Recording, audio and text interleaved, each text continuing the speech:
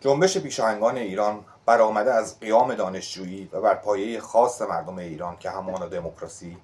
حقوق بشر، تمامیت ارضی و سکولاریسم بنا نهاده شده. شرح وظایف این جنبش بسته به شرایط پیش و پساگذار کامل از جمهوری رنگین اسلامی: کوشش جهت برپایی و سازماندهی تجمعات، تلاش جهت شکلگیری اعتصابات اقشار مختلف صنفی و مردمی، همچنین حمایت و پشتیبانی از هر گونه حرکت اعتراضی و مدنی بر علیه حکومت جمهوری اسلامی. پیشاهنگان ایران علاوه بر تشویق مردم به اعتراض و مبارزه خشونت پرهیز با جمهوری اسلامی از طریق شعارنویسی در محاور عمومی،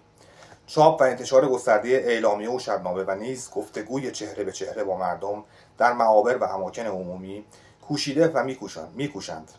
با حضور فیزیکی و فعال در تحرکات اعتراضی و در میان معترضین با هماهنگی در سردادن شعارها و هدایت به مسیرهای مطمئن از نفوذ و تأثیرگذاری عوامل حکومت در به بیراه کشاندن و به تله انداختن مردم و معترضین جلوگیری کنند.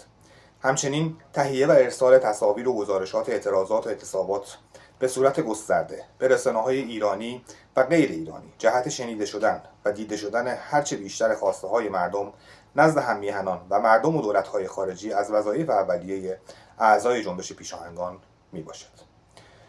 که تاکنون به خوبی بدان عمل کردند و پس از این نیز با قدرت بیشتری در محقق کردن آن خواهند کوشید. فعالیت‌های پیشاهنگان بسته به شرایط پیش و پساگذار از جمهوری اسلامی متغیر و بروز خواهد بود. پاینده ایران.